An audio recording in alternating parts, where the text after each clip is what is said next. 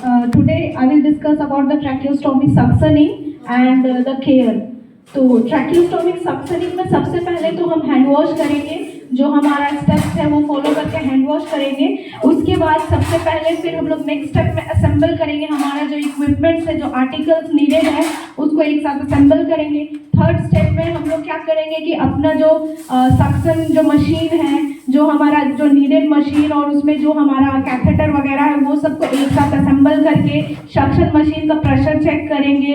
Catheter जो हमारा suction catheter है उसको भी प्लास्टिक लिड से बाहर निकाल के सब कुछ रेडी करके पेशेंट साइड में रखेंगे। उसके बाद हम लोग क्या करेंगे, अपने ग्लव्स को पहनेंगे फोर्थ स्टेप में। फिर फिफ्थ स्टेप में हम लोग क्या करेंगे, सक्शन कैथेटर जो है हमारा प्लास्टिक जो हमारे प्लास्टिक में आता है उसको निकाल के फिर उसको क्या करेंगे, हम लोग उसका लूज एंड जो है वो एनएस में, जो हमारा स्टेराइल एनएस एक बाउल में निकालेंगे, उसमें उसको डिप करेंगे। और ये क्यों करते हैं, ताकि जो हमारा जो टिप हो सकेगा, जो सक्शन कैथेटर का जो टिप है वो ल्यूब्रिकेटेड हो जाए और इजीली जो है हम उसको पेनिट्रेट कर सके। जब हम ट्रैकियोस्टोमी में केयर देंगे, सक्शनिंग करेंगे तो उसको इजीली पेनिट्रेट कर सके।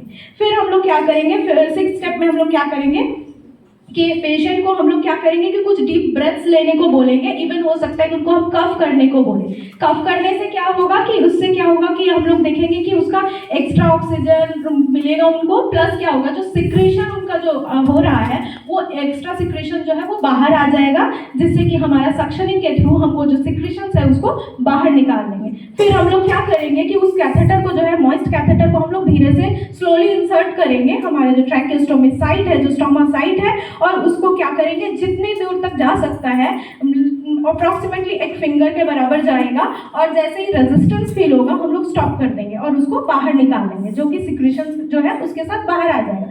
फिर हम लोग क्या करेंगे, सेवेंथ स्टेप में क्या करेंगे कि हम लोग जो है सक्शन कैथेटर का जो वेल्व है उसको कवर करेंगे। जब हम लोग इंसर्ट करते हैं हमारा जो कैथेटर है, सक्शन कैथेटर, तो हम लोग कवर करके उसको इंसर्ट करेंगे। फिर हम लोग क्या करेंगे, रिमूव कर देंगे सक्शन कैथेटर को, ट्रैक को, और क्या करेंगे फिंगर से कवर करेंगे सक्शन वेल्व को। और इससे क्या होगा कि हम लोग का जो म्यूकस जो ड्रॉ करेंगे, हम लोग जो म्यूकस थ्रू ट्रैकियोस्टोमी, वो सिक्रेशन जो है ट्रैक से ट्यूबिंग में इजीली आ जाएगा, जो हमारा ट्यूबिंग है उसमें इजीली आ जाएगा। नाइन्थ स्टेप में हम लोग क्या करेंगे कि इसमें जो मतलब नाइन्थ स्टेप 8 स्टेप है बेसिकली। नाइन्थ स्टेप में हम लोग ये बोलेंगे कि जनरली इसका जो टाइम ड्यूरेशन है generally 3 to 10 second, not more than 10 second, क्योंकि इससे पेशेंट को रेस्पिरेटरी डिस्ट्रेस हो सकता है। तो सक्शन प्रेशर तो मेरे फ्रेंड ने डिस्कस कर दिया है, तो फिर से बोलने का जरूरत नहीं है। अब हम रूटीन केयर के बारे में बात करेंगे कि इसका केयर कैसे करना है, जो कि बेसिकली हमारा टॉपिक ही है। तो फर्स्ट हम लोग क्या करेंगे, क्लीनिंग करेंगे। जो हमारा इनर ट्यूब है सक्शन कैथेटर का, उसको क्लीन करेंगे। कैसे क्लीन करेंगे इसको, ये इनर ट्यूब को हम लोग क्या करेंगे, सोप वाटर से क्लीन करेंगे। मतलब कि जब हम इनर ट्यूब बाहर निकालेंगे उसको हम सोप एंड वाटर में उसको डिप करेंगे और उसको क्लीन करेंगे, और इसको रिमूव करके क्या करेंगे, कोल्ड रनिंग वाटर के नीचे डालेंगे। फिर उसके बाद जो हमारा NS सोल्यूशन है वहाँ डाल के सिक्रेशन जो उसमें लगा हुआ है, क्योंकि म्यूकस है हमारे अंदर, सिक्रेशन है जो कि बाहर निकालने पर वो उसके साथ आ जाएगा। हम उसको पहले तो NS वाटर में डिप करके छोड़ देंगे, रनिंग वाटर में उसको साफ करेंगे, फिर उसके बाद सोप एंड वाटर सोल्यूशन में डाल के उसको अच्छे से साफ कर देंगे, ताकि फिर से हम उसको रिंसर्ट करें तो वो सारा चीज साफ हो जाए अच्छे से। और ये जनरली हम लोग 5 मिनट तक फिर बॉइलिंग वाटर में भी डाल सकते हैं, ताकि जो कुछ भी सिक्रेशन है वो अच्छी तरह से क्लीन हो जाए। नेक्स्ट हम लोग क्या कर सकते हैं इसमें कि आउटर ट्यूब जो है उसको हम रिमूव नहीं करेंगे। जो हमारा आउटर ट्यूब है वो कभी रिमूव नहीं करेंगे,